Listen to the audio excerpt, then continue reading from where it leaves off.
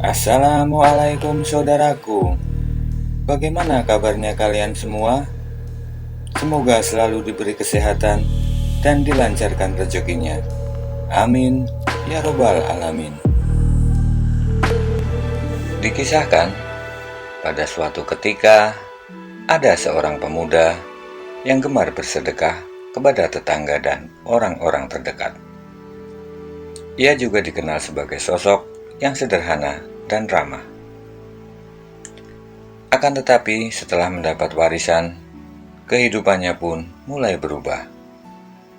Bukannya semakin rajin berbagi, namun ia justru menghamburkan uang tersebut untuk berfoya-foya. Dirinya bahkan membeli barang-barang mewah dan membangun rumah yang sangat besar seperti istana. Setelah itu kehidupannya berubah secara drastis. Maka sejak saat itu pula, banyak orang-orang yang di sekitarnya ingin menjadi temannya. Mereka mendadak bersikap baik kepada si pemuda itu. Baru beberapa hari tinggal di rumah barunya itu, pemuda tersebut sengaja membuat suasana menjadi meriah. Hampir setiap hari, ia bersama teman-teman barunya melakukan pesta dengan jamuan makanan yang sangat banyak. Hal tersebut dia lakukan hingga tak berasa uang, barang mewah, dan semua hartanya telah habis. Begitu juga dengan teman-temannya yang mulai menjauhi dirinya. Setelah itu, ia pun mulai menyadari kesalahannya. Saat dalam kondisi sendiri, tanpa ada teman, saudara, maupun harta yang baru saja hilang dari kehidupannya itu. Sekarang hanya ada penyesalan atas apa yang ia perbuat. Di tengah-tengah kemalangannya itu, suatu hari, ia berencana menemui Abu Nawas untuk meminta nasihat dan motivasi. Saat bertemu Abu Nawas, ia langsung mengutarakan maksud dari kedatangannya itu. "Wahai Abu Nawas, kini uangku sudah habis tak tersisa, dan kawan-kawanku telah menjauh meninggalkanku sendiri. Kini, apa yang harus aku perbuat?" kata pemuda tersebut mengeluh. "Jangan khawatir, segalanya akan kembali seperti semula. Tunggu saja beberapa hari ke depan. Engkau akan kembali bahagia dengan harta-hartamu yang dulu," tutur Abu Nawas menenangkan suasana. Mendengar jawaban Abu Nawas, raut muka si pemuda nampak kegirangan. Dia sudah membayangkan semua kehidupan mewah yang pernah dialaminya akan segera datang kembali. "Jadi, maksud kamu, saya akan kembali kaya seperti dulu?" tanya pemuda itu dengan girang. "Bukan begitu. Sepertinya engkau salah tafsir. Maksudku, dalam waktu dekat ini, engkau akan terbiasa menjadi orang yang miskin dan tidak mempunyai teman," jawab Abu Nawas.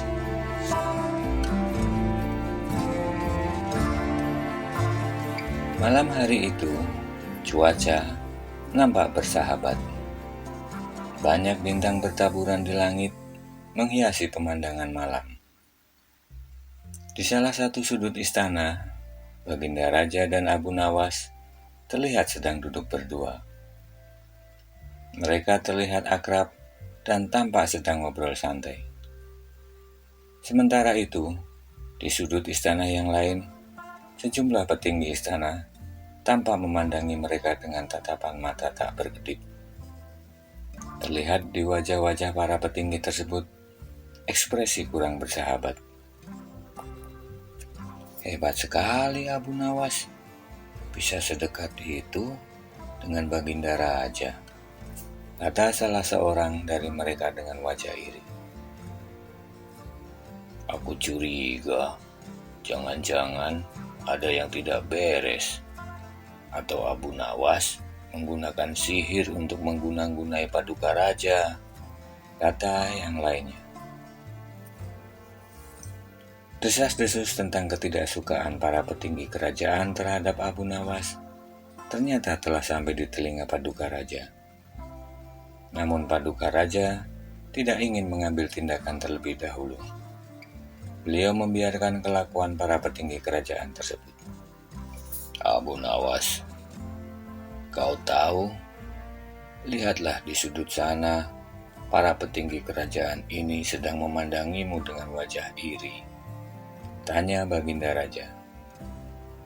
Ampun Baginda, mungkin mereka iri memang belum tahu saya sepenuhnya.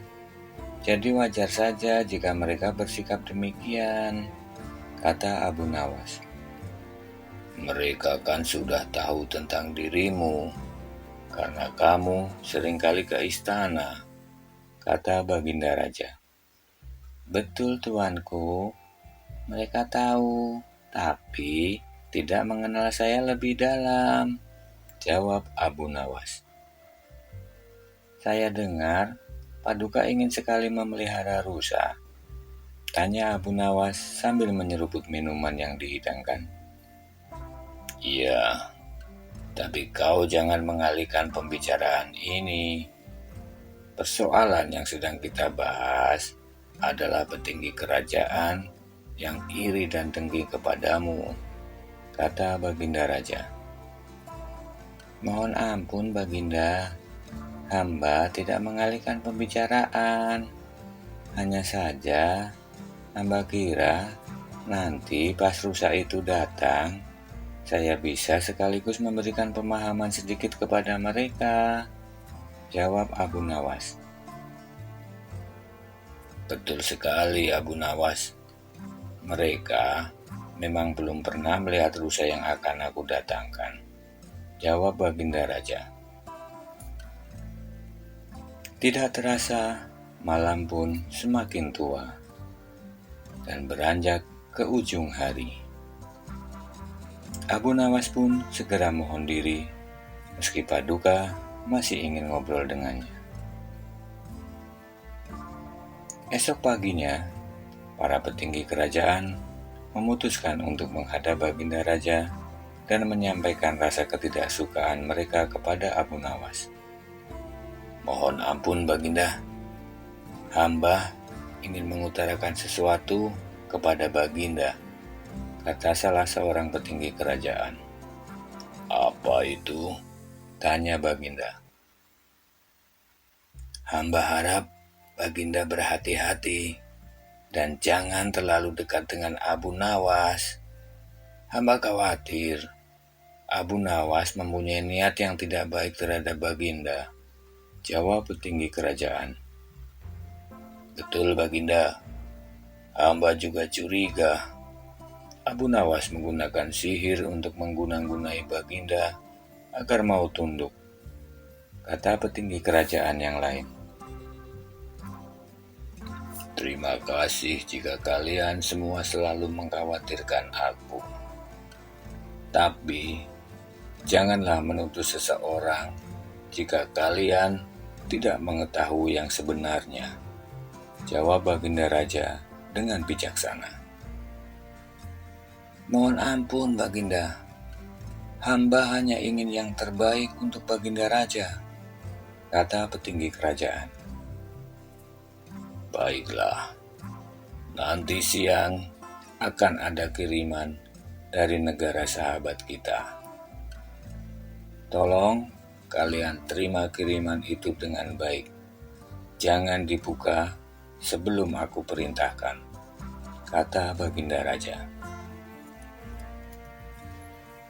Siang harinya, kiriman dari negara sahabat seperti yang diceritakan Baginda Raja datang. Kiriman tersebut dibungkus dengan kotak yang amat besar dan tertutup rapat, sehingga tidak ada satupun para petinggi kerajaan yang bisa melihat isinya. Mereka pun terlihat sangat penasaran. Wah, luar biasa besar. Jangan-jangan isinya emas permata yang sangat banyak, ucap salah satu dari mereka. Atau jangan-jangan isinya makanan kesukaan Baginda Raja, ucap yang lainnya. Sore harinya, Baginda Raja kemudian mengumpulkan semua petinggi kerajaan di sekitar kiriman dari negara sahabat tersebut. Baginda Raja kemudian memerintahkan pengawal untuk memanggil Abu Nawas. Para petinggi kerajaan pun semakin keheranan dengan sikap Baginda Raja. Mereka tidak mengerti kenapa untuk membuka paket kiriman dari negara sahabat saja mesti harus ada Abu Nawas.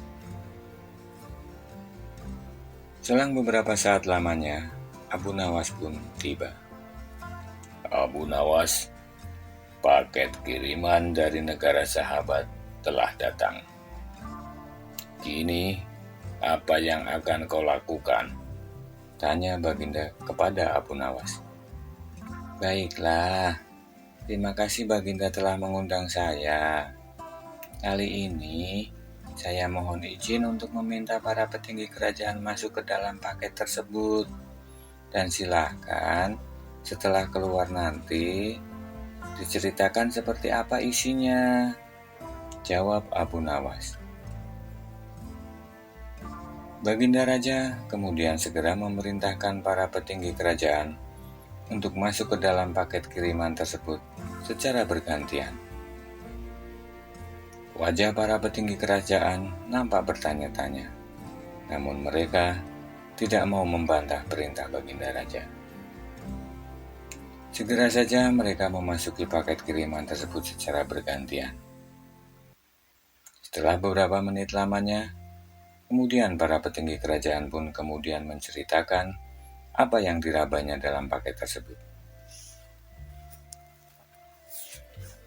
Hamba mengira paket ini isinya baju-baju yang mahal harganya, karena saya tadi menyentuh sesuatu dan terasa sangat halus, kata salah seorang petinggi kerajaan.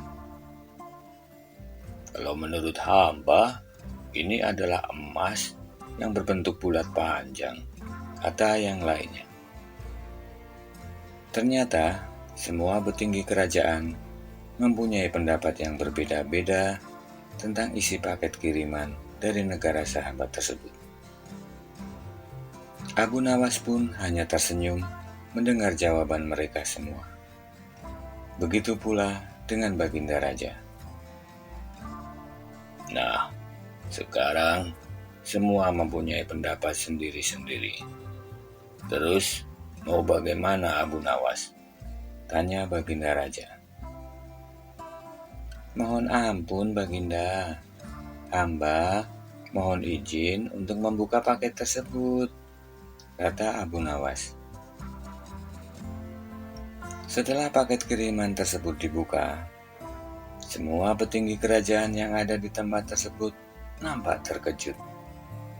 Semua tidak mengira bahwa isinya adalah seekor rusa yang selama ini Baginda Raja inginkan. Nah, sekarang semua bisa melihat isi paket kiriman tersebut dengan jelas dan gamblang. Saya maklum adanya ketika para petinggi kerajaan menyebutkan dan menerka apa isi paket tersebut. Semua pasti tidak ada yang benar. Semua itu disebabkan karena ketidaktahuan. Jadi, wajar saja jika semua hanya bisa menerka sesuai pengetahuannya, kata Abu Nawas.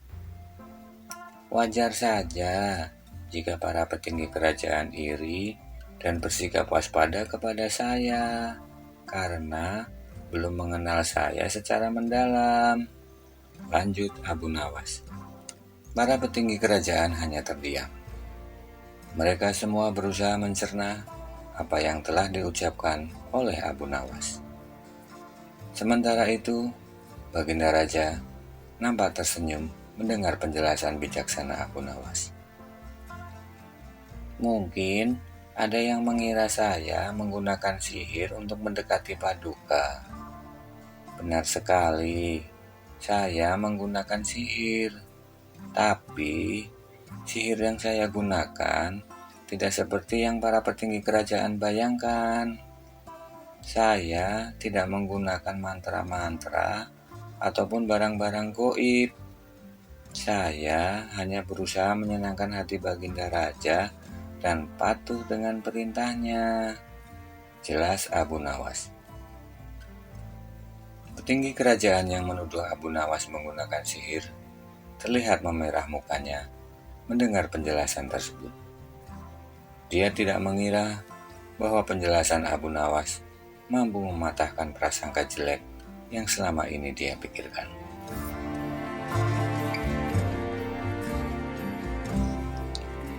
Dikisahkan, keinginan Raja Harun al-Rasyid untuk menghukum Abu Nawas sebenarnya masih bergejolak.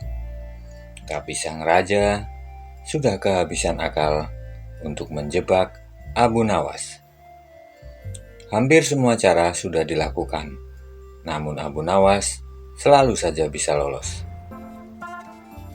Kecerdikan Abu Nawas malah terkadang membuat sang raja harus menanggung malu. Alih-alih bisa menjebak Abu Nawas, tapi pada akhirnya justru malah Baginda Raja sendiri yang dipermalukan.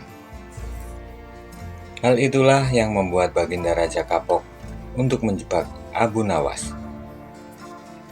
Seorang penasihat kerajaan kepercayaan Baginda Raja menyarankan agar Baginda Raja memanggil seorang ilmuwan ulama yang berilmu tinggi untuk menandingi Abu Nawas. Pasti masih ada peluang untuk mencari celah kelemahan Abu Nawas. Menjebak pencuri harus dengan pencuri. Begitu juga untuk menjebak ulama harus dengan ulama, ujar penasehat istana.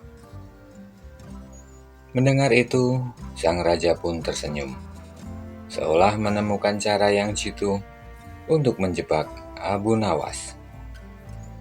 Baginda Raja menyetujui usulan tersebut. Beliau kemudian menyuruh punggawa istana untuk dicarikan ulama ilmuwan yang berilmu tinggi. Setelah ulama yang berilmu tinggi berhasil ditemukan, Baginda Raja kemudian menanyakan cara terbaik untuk menjebak Abu Nawas. Ulama itu memberitahu cara-cara yang paling jitu kepada Baginda Raja. Mendengar berbagai macam cara, Baginda Raja pun manggut-manggut setuju. Apalagi ulama itu menegaskan bahwa ramalan Abu Nawas tentang takdir kematian Baginda Raja sama sekali tidak mempunyai dasar yang kuat. Tiada seorang pun manusia yang tahu kapan dan di mana ia akan mati, apalagi menyangkut ajal orang lain. Ulama andalan Baginda Raja kemudian mulai mengadakan persiapan seperlunya untuk menjebak Abu Nawas. Siasat pun kemudian dijalankan sesuai rencana. Ternyata Abu Nawas mulai terjebak ke dalam siasat sang ulama. Abu Nawas melakukan kesalahan yang bisa membawanya ke tiang gantungan atau hukum pancung. Peribahasa mengatakan, sepandai-pandainya tupai melompat, pasti suatu saat akan gagal juga. Kini Abu Nawas benar-benar mati kutu. Sebentar lagi, ia akan dihukum mati karena jebakan sang ilmuwan ulama. Banyak orang merasa simpati atas nasib Abu Nawas, terutama orang-orang miskin dan tertindas yang pernah ditolongnya. Namun derai air mata para pecinta dan pengagum Abu Nawas tak mampu menghentikan hukuman gantung yang akan dijatuhkan. Sementara itu, Baginda Raja Harun al-Rasyid benar-benar menikmati kemenangannya. Belum pernah Baginda terlihat seriang sekarang ini. Banyak orang yang menganggap bahwa Abu Nawas akan berakhir di tiang gantungkan. Ketika Abu Nawas dibawa ke lapangan untuk menghadapi hukuman mati, ia malah terlihat tenang. Namun Baginda Raja tahu bahwa ketenangan yang ditampilkan Abu Nawas hanyalah merupakan bagian dari tipu dayanya. Namun Baginda Raja rupanya telah waspada. Beliau tidak akan terkecoh untuk yang kesekian kalinya. Suasana mendadak sangat hening saat dibacakan hukuman mati yang akan dihadapi Abu Nawas. Sebagai sambutan yang terakhir, Baginda Raja pun berkata, "Hai Abu Nawas, adakah permintaan terakhir yang ingin kau sampaikan?" tanya Baginda Raja. Pertanyaan inilah yang paling dinanti-nantikan oleh Abu Nawas. "Ada Paduka Yang Mulia," jawab Abu Nawas. "Sebutkan," kata Baginda Raja. "Sudilah kiranya hamba diperkenankan untuk memilih hukuman mati yang hamba anggap cocok, wahai Baginda Yang Mulia," pinta Abu Nawas. "Baiklah," jawab Baginda Raja. "Paduka Yang Mulia, hamba meminta bila pilihan hamba benar, maka hamba bersedia dihukum gantung. Tetapi jika pilihan hamba dianggap salah, maka hamba dihukum pancung saja," kata Abu Nawas memohon. "Engkau memang orang yang aneh, Abu. Dalam saat seperti ini, engkau pun masih sempat bersendau gurau. Tetapi, ketahuilah wahai Abu, bagiku segala tipu muslihatmu hari ini tidak akan membawamu pergi kemana-mana," ujar Baginda sambil tertawa. "Hamba tidak bersendau gurau, Paduka Yang Mulia," kata Abu Nawas bersungguh-sungguh. Baginda Raja pun tertawa terpinggal-pinggal. Kemudian Abu Nawas berteriak dengan nyaring, "Hamba minta dihukum gantung, Baginda Yang Mulia," teriak Abu Nawas. Semua yang hadir pun merasa kaget dengan ucapan Abu Nawas. Orang-orang belum mengerti mengapa Abu Nawas membuat keputusan tersebut. Tetapi Baginda Raja menangkap sesuatu yang lain, sehingga tawa Baginda yang semula terpinggal-pinggal mendadak berhenti. Baginda Raja tampak berpikir mendengar ucapan Abu Nawas. Beliau tidak berani menarik kata-katanya karena disaksikan oleh ribuan rakyat. Baginda Raja sudah terlanjur mengabulkan Abu Nawas untuk menentukan hukuman mati yang paling cocok untuk dirinya. Inilah kesempatan Abu Nawas untuk membela diri. "Baginda Yang Mulia, hamba tadi mengatakan bahwa hamba akan dihukum gantung, dan itu adalah permintaan hamba yang terakhir yang disetujui oleh Baginda Raja. Kalau pilihan hamba benar, maka hamba dihukum gantung. Tetapi di manakah letak kesalahan pilihan hamba, sehingga hamba harus dihukum pancung? Padahal hamba telah memilih hukuman gantung," kata Abu Nawas. Perkataan Abu Nawas memaksa Baginda Raja dan ulama itu tercengang. Mereka tidak menyangka dengan jawaban seperti itu. Benar-benar kecerdikan yang luar biasa. Pada akhirnya, Abu Nawas pun dibebaskan. Dan untuk kesekian kalinya, Baginda Raja tidak bisa menjebak Abu Nawas. Wassalamualaikum warahmatullahi wabarakatuh.